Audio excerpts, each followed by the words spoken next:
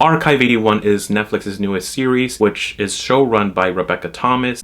An archivist hired to restore a collection of tapes finds himself reconstructing the work of a filmmaker and her investigation into a dangerous cult. When it comes into this show, yes, it is one of my favorite shows right now on Netflix because, again, it builds up a lot when it comes into the characters and story, and that's the most important thing, is story and character. So for me, I really appreciate a lot of the episodes taking its time by developing these characters, fleshing out their stories, and I think that it really works tremendously well. Again, it's not for everyone with this show because, again, horror is totally subjective. It is a slow burn. Each episode does take its time. I found myself emotionally invested with the show. It was very thought-provoking with its themes and motifs and following along with these characters' journeys. Now, when it comes into the performances, I love the cast. The cast here gave an outstanding performance here. A lot of these characters really do flesh out their background and everything. When it comes into the scares and the originality of the story, that is what really shines here. It is completely original with this show. I think that this show really does pull in a lot of inspiration from past horror films, but two films in particular that I think may have influenced this show is Censor and The Empty Man. If you haven't seen those two films, I highly recommend watching those two films, but I think that those two films are the amalgamation of this Netflix series. Rebecca Thomas, again, really does show a lot when it comes to developing these characters, especially the story. I loved each episode. I think that each episode really does elevate the other. I find myself riveted with each episode. It was nail-biting. It was tension-fueled. I loved each episode. I think that it builds up more and more as it goes on. Again, it's not for everyone, especially when it comes into the casual viewer. I think that it does take its time, so it's really binge worthy in my case, but for a general audience, I think that perhaps it does take its time. In any event, I really found myself completely enjoying this show. It was a great run.